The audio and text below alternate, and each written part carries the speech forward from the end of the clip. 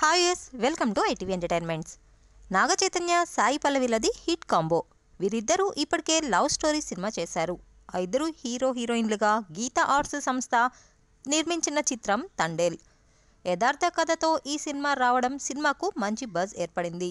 ఎంతో కాలంగా హిట్ కోసం ఎదురు చూస్తున్న నాగ చైతన్యకు ఎలాంటి ఫలితం వచ్చింది, ప్రేక్షకుల స్పందన ఎలా ఉంది అనే విషయాలను ఈ రివ్యూలో తెలుసుకుందాం.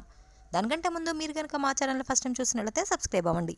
ఇటువంటి మూవీ రివ్యూస్, హెల్త్, బ్యూటీకి సంబంధించిన అప్డేట్స్ తెలుసుకోవాలి అనుకుంటే ప్లీజ్ ఫాలో ఐటీవీ ఎంటర్టైన్మెంట్స్. ప్రేమ, దేశభక్తి ఈ రెండు జోనర్లకు ఎప్పుడూ చావులేదు. ఎన్నిసార్లు చేసినా, ఎంతమంది చేసినా బోర్ కొట్టని విషయాలు. కమర్షియల్గా కూడా వర్కౌట్ అయ్యే పాయింట్స్.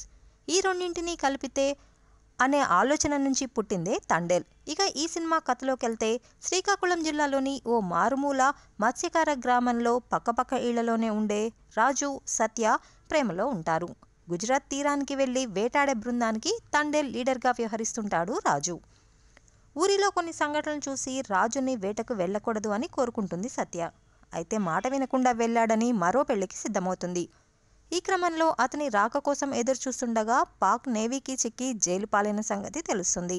అయితే తన ఊరి వారందరూ పడుతున్న ఇబ్బందిని గమనించి ఎలా అయినా సరే రాజు సహా ఇతర జాలర్లను భారత్కు తీసుకువచ్చేందుకు ఢిల్లీ వెళ్లి పోరాటం మొదలు పెడుతుంది.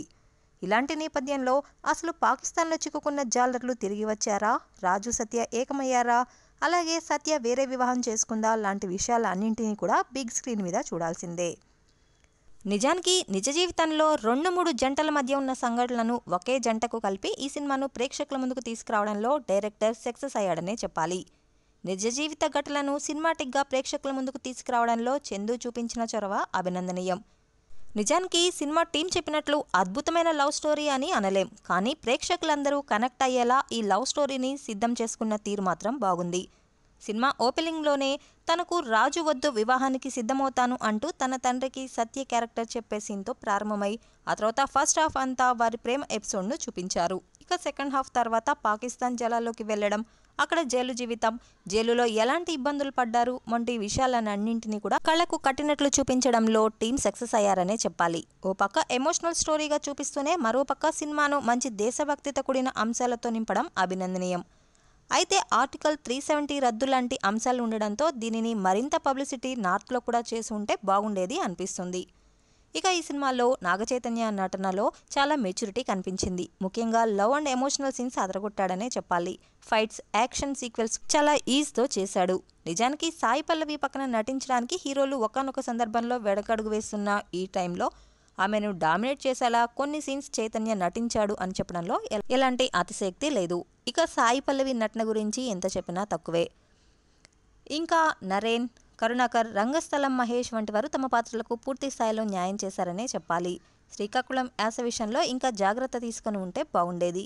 ఇక టెక్నికల్ టీం విషయానికి వస్తే ముందుగా మాట్లాడుకోవాల్సింది సినిమాటోగ్రఫర్ గురించి. కొన్ని ఫ్రేమ్స్తో పాటు చిన్న చిన్న మెచ్యూర్డ్ డీటెయిలింగ్స్ కూడా చాలా బాగున్నాయి. ఇక చివరగా సాయి పల్లవి, నాగ చైతన్యలు దారి తప్పిన నావను తమ అద్భుతమైన నటనతో సేఫ్గా ఒడ్డుకు చేర్చారు అనే చెప్పాలి. ఒక ఫీల్ గుడ్ లవ్ స్టోరీని చూసి చాలా రోజులైంది అని ఎదురు చూసేవాళ్లు హాయిగా తండేల్ మూవీని చూసేయచ్చు. మరీ రికార్డులను బద్దలు కొట్టేసేంత సినిమా కాకపోయినా ఆడియన్స్ని మెప్పించే మంచి చిత్రంగా నిలుస్తుంది తండేల్ అని చెప్పడంలో ఎటువంటి అతిశయోక్తి లేదు. Thank you for watching this video.